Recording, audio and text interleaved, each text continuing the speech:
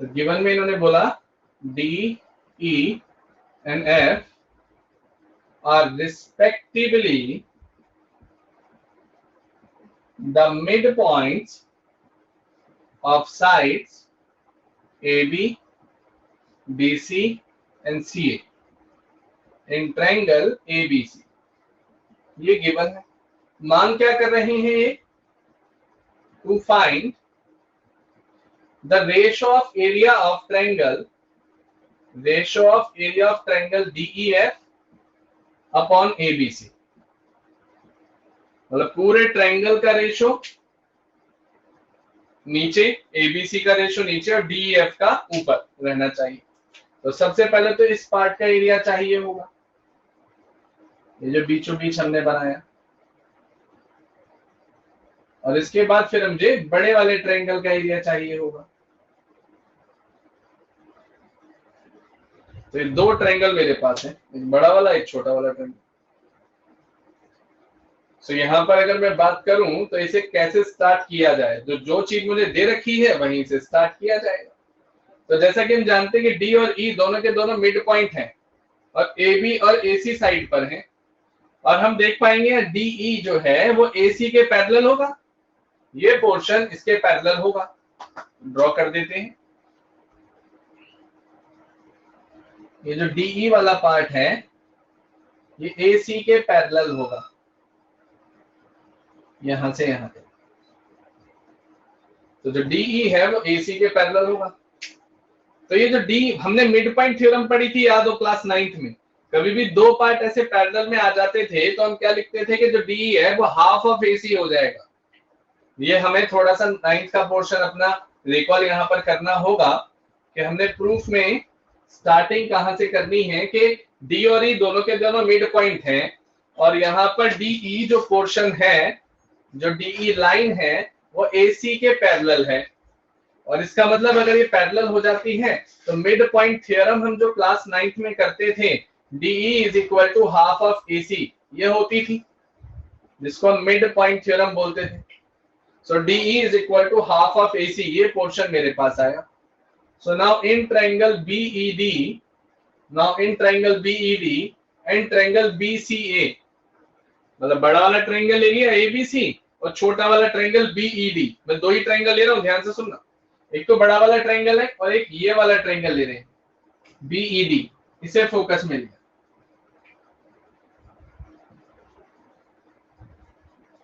तो इन दो ट्रायंगल्स को हमने फोकस में लिया।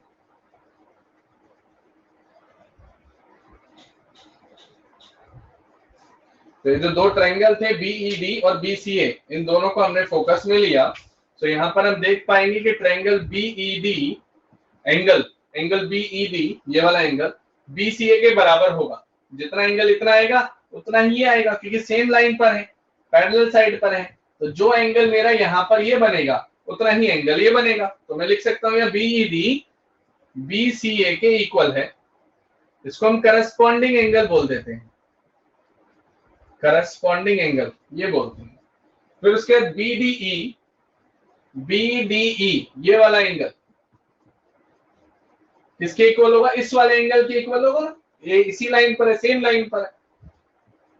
तो यहाँ पर हमने दूसरा ले लिया, क्योंकि टारगेट क्या आप समझ गए होंगे, हम यहाँ पर क्या प्रूफ करना चाहते हैं, ये दोनों के दोनों सिमिलर प्रूफ हो जाए, ये वाला पार्ट इस पूरे ट्रायंगल के साथ सिमिलर प्रूफ हो जाए।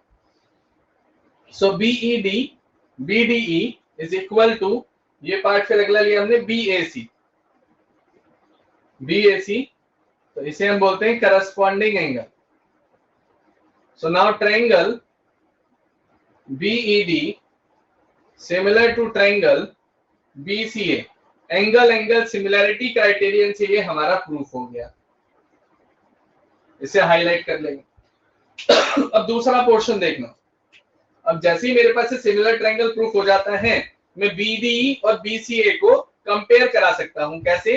कि एरिया ऑफ ट्रायंगल बीईडी ऊपर रख लिया और एरिया ऑफ ट्रायंगल एबीसीए ले लो या बीसीए ले लो, बात एक ही है, ये नीचे रख लिया।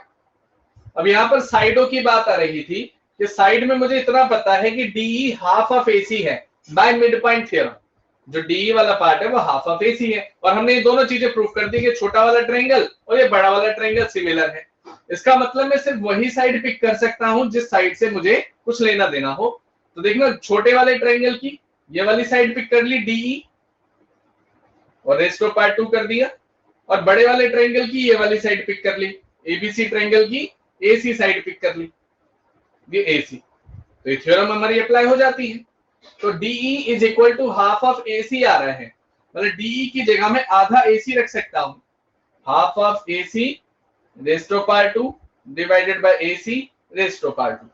इतना पोर्शन आते ही मैं यहां पर लिख पाऊंगा area of triangle BED upon area of triangle ABC is equal to AC square cut जाएगा, सो 1/2 का स्क्वायर बचेगा, नीचे 1 बचेगा, तो कितना आ गया ये 1/4 आ गया। इतना पोर्शन हमने निकाल दिया कि area of triangle BED upon ABC 1:4 होता है। इसका मतलब जो भी एरिया है मेरे ट्रायंगल का BED का वो 1/4 है ट्रायंगल ABC के। वैसे पता तो हमें था ही, रेशियो इन प्रोपोर्शन फ्रैक्शन करते थे ना, 1 2 3 एंड 4 चार टुकड़े हैं, टोटल 4 पार्ट हैं, उसमें से सिर्फ एक सेलेक्ट कर लिया, तो 1/4 फ्रैक्शन वाला पार्ट आना तो यही था।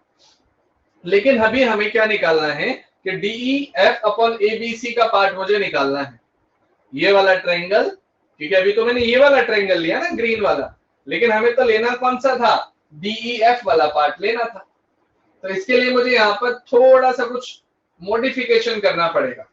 मॉडिफिकेशन कैसा कि हम यहाँ पर देख पा रहे हैं कि ये वाला ट्रायंगल 1/4 है, सिमिलरली ये वाला ट्रायंगल भी 1/4 होगा, सिमिलरली ये वाला ट्रायंगल भी 1/4 होगा, तो बीच वाला ट्रायंगल कितना होगा, वो भी 1/4 होगा, लेकिन प्रूफ करना पड़ेगा, विदाउट प्रूफ नहीं। तो हम क्या लिखेंगे यहाँ, सिमिलरली एरिया ऑफ, ये तो BED दिया था, अब मैं यहाँ पे लिख सकता हूं ECF is equal to 1/4 of triangle ABC, ये ले लिया। फिर उसके बाद फिर अगला area of ADF is equal to 1/4 of triangle ABC ले लिया, मतलब 1 2 एंड 3 ये तीनों पार्ट हमने ले लिए। अब क्या निकालना है मुझे, DEF निकालना है सिर्फ। तो मैं क्या करूंगा, जो पूरा पार्ट है ABC उसमें से तीनों पार्ट माइनस कर दूंगा, तो बीच वाला पार्ट प्रूफ हो जाएगा कितना आ रहा है। अच्छा, यहां तक मुझे कंफर्मेशन दो क्लियर है, क्योंकि we need to rub it.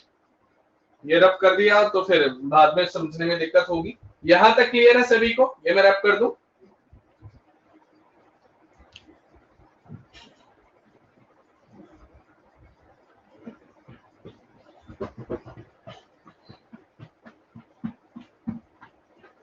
मेरे पास आगे बात आती है DEF निकालने की।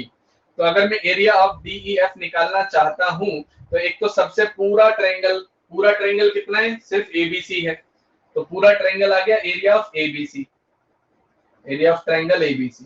तो इस एरिया ऑफ ट्रायंगल ABC में से मैं तीनों पोर्शन माइनस कर दूंगा, 1/4 ऑफ ट्रायंगल ABC माइनस फिर 1/4 ऑफ ट्रायंगल ABC, देन फिर अगेन माइनस एक और बार 1/4 of triangle ABC।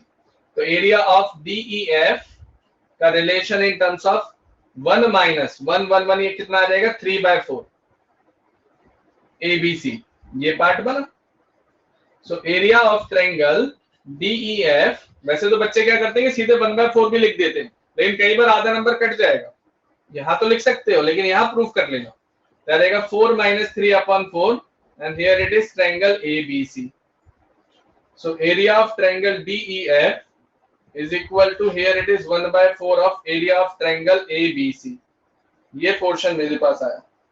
So DEF is equal to 1/4 of area of triangle ABC, ये मैंने प्रूफ कर लिया। और जैसे ही ये पार्ट प्रूफ हो जाता है, देखना आंसर हमारे सामने होगा। ये DEF ABC को नीचे ले आओ, तो area of triangle DEF divided by area of triangle ABC, ये नीचे आते ही यहां पर आंसर आ गया मेरे पास 1/4। खत्म। तो यहां तक मुझे कंफर्मेशन दो फाइनल, देन आगे बढ़ते हैं अगले क्वेश्चन पर। अगला क्वेश्चन भी इंपॉर्टेंट है, अब जितने जितने क्वेश्चन आगे आते जा रहे हैं सारे इंपॉर्टेंट।